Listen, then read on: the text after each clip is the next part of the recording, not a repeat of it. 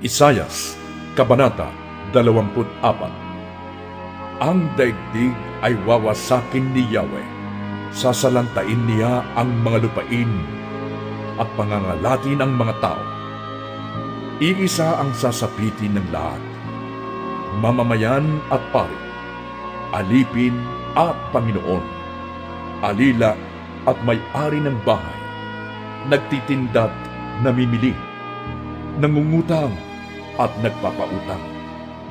Mawawasak ang daigdig at wala nang papakinabangin dito.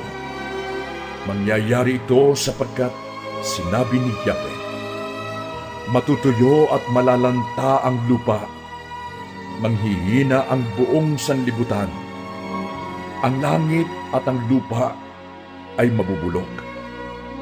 Sinira na ang daigdig ng mga naninirahan dito dahil sinuway nila ang katuruan ng Diyos at nilabag ang kanyang mga utos. Winasak nila ang walang hanggang tipan, kaya susumpain ng Diyos ang daigdig at magdurusa ang mga tao dahil sa kanilang kasamaan. Mababawasan ang mga naninirahan sa lupa, kaunti lamang ang matitira sa kanila. Mauubos ang alak, malalanta ang ubasan, ang mga nagsasaya'y daranas ng kalungkutan. Ang masayang tugtog ng tamburin ay hindi na maririnig. Titigil na ang ingay ng mga nagsasaya. Mapaparam ang masayang tunog ng alpa. Mawawala na rin ang pag-iinuman ng alak sa saliw ng awitan. Ang alak ay magiging mapait sa panlasa. Magulo ang lungsod na winasak. Ang pintuan ng bawat tahanan ay may harang upang walang makapasok. Sa mga lansangan ay sumisigaw sila dahil kulang ng alak, nawala ng kagalakan at nauwi sa kalungkutan. Lahat ng kasayahan ay napawi sa lupa. Naguhuna ang buong lungsod. Ang pinto nito'y nagkadurog-durog.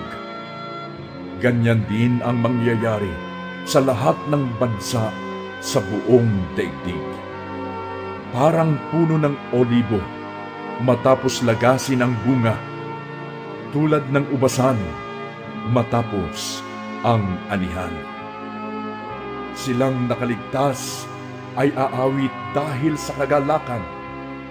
Mula sa kanluran ay kanilang dadakilain si Yahweh. Pupurihin siya doon sa silangan at ipagbubuni ang pangalan ni Yahweh, ang Diyos ng Israel sa baybayin ng dagat. May awit ng pagpupuring maririnig, maging sa pinakamalalayong dulo ng daigdig, bilang papuri sa Diyos na matuwid. Ngunit ang sabi ko naman, nalulungkot ako. Nasasayang lamang ang panahon. Wala na akong pag-asa. Patuloy ang panlilinlang ng mga taksil. Palala ng palala ang kanilang pagtataksil.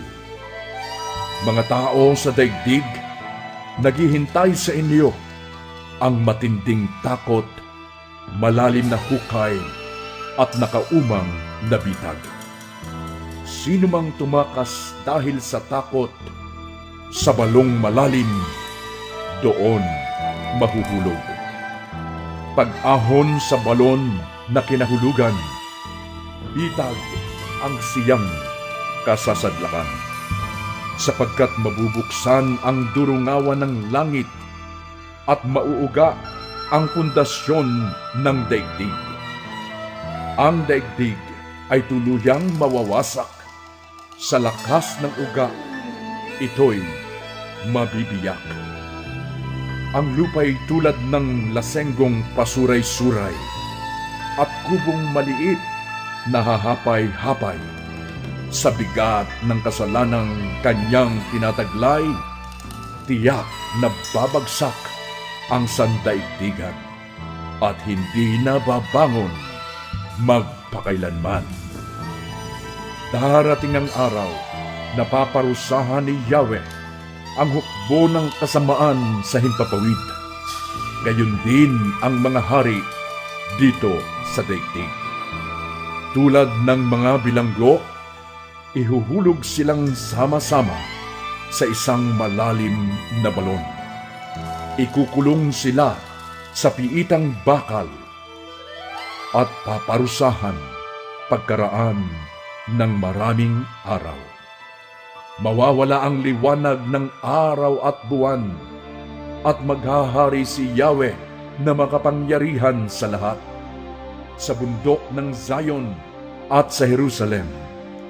Dooy mahahayag ang kanyang kaluwalhatian sa harap ng mga pinuno ng bayan.